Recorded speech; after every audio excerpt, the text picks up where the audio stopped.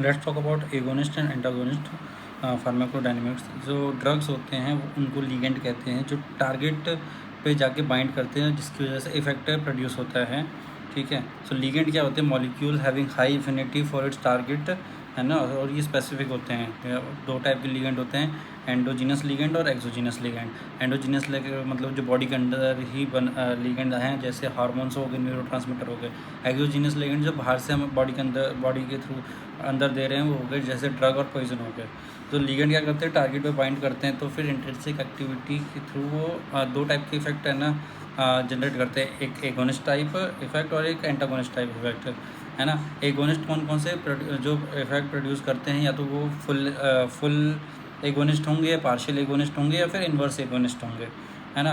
जो एंटागोनिस्ट है वो कोई इफेक्ट प्रोड्यूस नहीं करते, बस वो उनकी इंट्रिंसिक एक्टिविटी ज़ीरो होती है, वो बस ब्लॉक करते हैं साइट को, है ना। तो मान लो एक हार्ट के, है ना, एग्जांपल से इसको समझते हैं। मैक्सिमम हार्ट रेट कितनी होती है? 200 BPM बीट्स पर मिनट, है ना। और बेसल कितनी होती है? 70 बीट्स पर मिनट। तो मैक्सिमम इफेक्ट कब दे रहा है ये? 200 बीट्स पर मिनट पे, तो वो हो गया फुल एगोनिस्ट, है ना। अगर बीच में कहीं दे रहा है ना 150 बीट्स पर मिनट, तो वो हो गया पार्शियल एगोनिस्ट। और अगर बेसल एक्टिविटी मतलब कि है ना 70 बीट्स पर मिनट ही दे रहा है, तो वो तो या तो है ना वहाँ पर उस टाइम पे कोई ड्रग नहीं दी है, या फिर उस टाइम पे एंटागोनिस्ट दी गई है, जिसकी वजह से वो कोई इफेक्ट शो नहीं कर रहा, है ना, तो न्यूट्रल है। और अगर वो 50 और डिक्रीज हो गया, ब्रेडिकार्डिया हो गया 50 बीट्स पर मिनट, तो वो इन्वर्स एगोनिस्ट के उसमें जाएगा, कैटेगरी में। और हम बात करते हैं सुप्रा मैक्सिमल एगोनिस्ट, सुपर एगोनिस्ट, है ना। क्या होता है वो? क्या है? जो फुल एगोनिस्ट है उससे भी थोड़ा सा ज़्यादा इफेक्टिव देता है।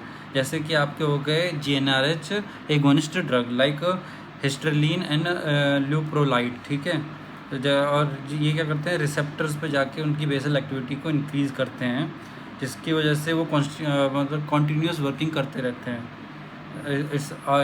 इसको हम कहते हैं कॉन्स्टिट्यूट रिसेप्टर्स। इसके और इन्वर्स एगोनिस्ट के एग्जांपल क्या क्या हैं? बीटा बीटा कैरो कार्बोलिन, है ना। Beta carboline inverse agonist at the GABA A receptors like increase seizure करते हैं। Tripolisant inverse agonist at histamine, है ना, H3 रिसेप्टर्स। रिमोनोबांट ये भी CBI कैनाबिनॉइड रिसेप्टर्स पे एक्ट करते हैं। ये क्या करते हैं? एपेटाइट को डिक्रीज कर देते हैं।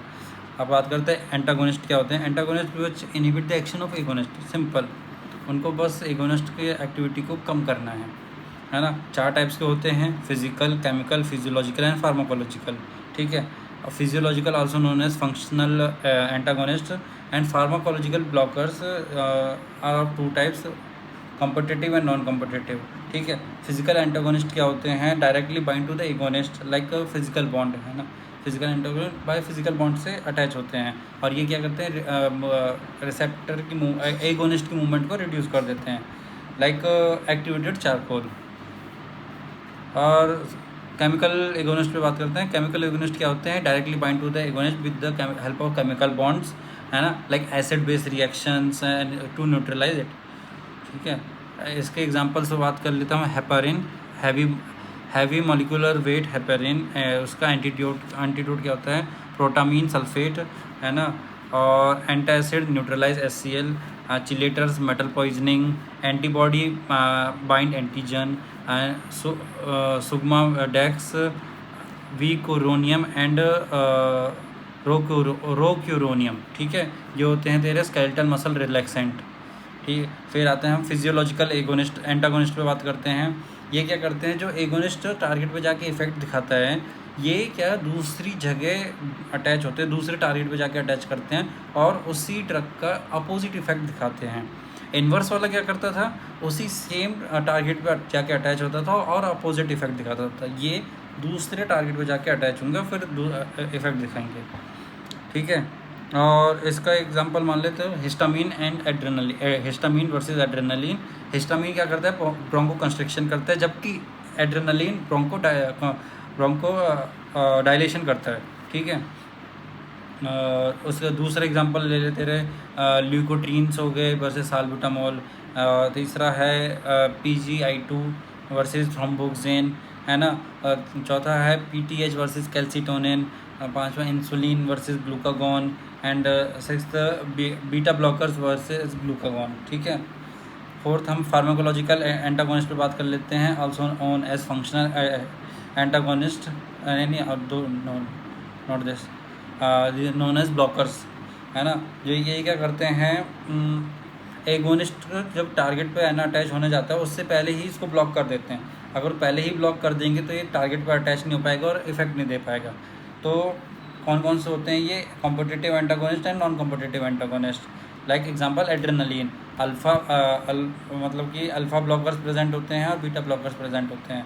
तो alpha blockers phenoxy Benjamin and beta blockers propanol, ठीक है। और competitive antagonist and non competitive antagonist क्या क्या करते हैं। कॉम्पिटिटिव में एक ही सेम टारगेट पे जाके अटैच होना है दोनों को, फिर एक्टिविटी को डिक्रीज़ करता है। पर नॉन कॉम्पिटिटिव में एलोस्टेरिक साइट पे जाके अटैच होना है, फिर उसके बाद एक्टिविटी को डिक्रीज़ करना है, ठीक है।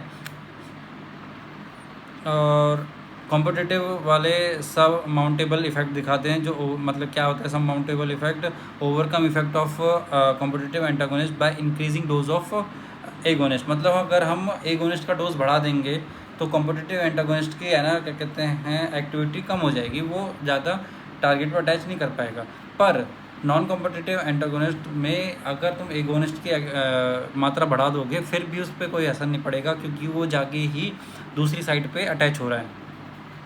तो इसको also known as non surmountable effect, है ना। तो एफिनिटी टू टारगेट क्या क्या रहेंगी, तो कॉम्पिटिटिव एंटागोनिस्ट की रिवर्सिबल बाइंडिंग ज़्यादा रहेगी जब बजाय इरिवर्सिबल बाइंडिंग के, है ना। जबकि नॉन कॉम्पिटिटिव की इरिवर्सिबल बाइंडिंग ज़्यादा होगी रिवर्सिबल बाइंडिंग से। ये तो तुम समझ ही गए हो क्यों होता है, क्योंकि वो अटैच होता है तो दूसरे आगे अटैच होगा तो उसको निकाल के हटा दे, ठीक। Competitive plus irreversible blockers uncompetitive हो जाता है ना। Example methotrexate like DHFR, organophosphate like cholinesterase, ठीक है। और ये क्या कहते हैं non competitive plus reversible blockers acetazolamide amide बनाता है कार्बोनिक एनहाइड्रेज, ठीक है। Effect on drug response curve, effect of drug response curve, है ना। क्या होता है जैसे यहाँ पे देख सकते हैं, है ना। ये नॉर्मल है जबकि ये है तेरा नॉन कॉम्पिटिटिव एंटागोनिस्ट, ये है कॉम्पिटिटिव एंटागोनिस्ट। यहाँ पे ये नॉर्मल ड्रग एगोनिस्ट वाला है, ये नॉन कॉम्पिटिटिव एंटागोनिस्ट है ना। तो इसमें क्या हो रहा है कि जो Vmax है वो तो सेम है कॉम्पिटिटिव एगोनिस्ट में, बट Km चेंज हो गया, जबकि नॉन कॉम्पिटिटिव एंटागोनिस्ट में Km सेम है बट Vmax चेंज हो जाता है, ठीक है।